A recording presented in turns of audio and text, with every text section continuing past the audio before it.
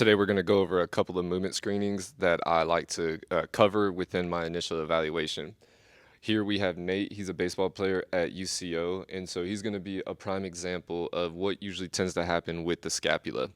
So Nate, what I'm going to have you do is right off the bat, what I want you to think about or see is if you look right here, his clavicles are coming straight across.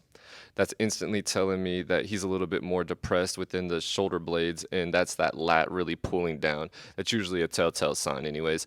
Let's go ahead and rotate around. Then I want you to notice just his resting posture right here. Again, you have a little bit more of a downward slope right there. If we find the medial border of the scapula, it goes more straight down, and that's going to mean that it's a little bit more downwardly rotated. You want the scapula to start off in more of a angle kind of like that right there. And if you notice, his is more right here. Same thing with this left side, right? He has dense lats right here on both sides. So again, that's telling me that it's pulling down and it's depressing. So first initial thought is we're definitely going to have to loosen up those lats and create a little bit more elevation of the shoulder socket, kind of more like that right there. All right, that's going to allow that clavicle to go into a good position, and it's going to help with trying to overcome injury risk, right? So with this first movement screening, what I'm going to have you do is I'm going to have you stretch straight out in front of you and then go overhead. Take a look at what's happening with this scapula as he's going overhead. Good. Go ahead and do that one more time. Yeah.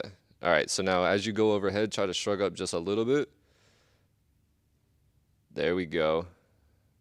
There you go. If you notice, there's a little bit of a delay within the shoulder blades as he's going over, and that's just because he's starting off in more of a downwardly rotated scenario. Whenever it comes to upward rotation, okay, good. Go ahead and come back down. Whenever it comes to upward rotation, the three main muscles that are creating that are this low trap, this upper trap, and then the serratus. That's allowing that rotation to occur. Okay, then you want to check out and see what's happening at the T-spine, right? He's a little bit more flat throughout here, and that's very common, especially with overhead athletes.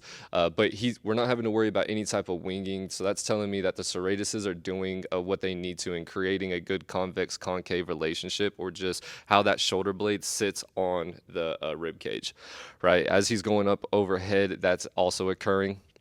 Go ahead and face to the side, Nate, and then go ahead and try that one more time. Right here. With this, if you notice, he's getting a little bit of a rib cage flare, so that's telling me that he's lacking a little bit of shoulder flexion, and so he's having to kind of compensate through the ribs just a little bit, right? If you notice, he's also just a little bit inwardly rotated right here, or internally rotated, and so again, that's all telling me that this pec and this lat are pulling. It's depressing and it's internally rotating that, all right? And so we want to open up that in various ways whenever it comes to all the different exercises. Go ahead and face back towards the wall just real quick. Good. Now, with this, if you notice that with that lagging and everything like that, we just did this, and I kind of queued him up just a little bit, but in the previous video, this one wasn't rotating all the way, right? This one over here to the right, and it was because this low trap really wasn't getting going and pulling it down in that rotation, right? So we're going to go ahead and work on that. And then as well as on this opposite side, it was resting a lot more protracted. So he's going to want to get just a little bit more retraction over here. Since he's right-handed and everything like that, and if you notice, this side is a little bit more depressed than this other side. That's because of that lat, and it's because he's a right-handed thrower. So these are all presentations that are pretty common. So we're going to want to go ahead and get that lower trap going, get it to where he's a little bit more elevated right there, loosen up those lats, and then as you notice with the rib cage flaring up, we want to go ahead and get it to where the core activates a little bit better and he's getting true shoulder flexion while getting better external rotation. I want to go ahead and add that this is an assessment or a screening that's really good to see, also try to see if there's any type of impingement going on the front side of the shoulder in that AC joint. As he's going overhead, what tends to happen is there's an anterior glide of that humeral head, or it just kind of pushes forward, and what it does is it starts to bump up into that AC joint.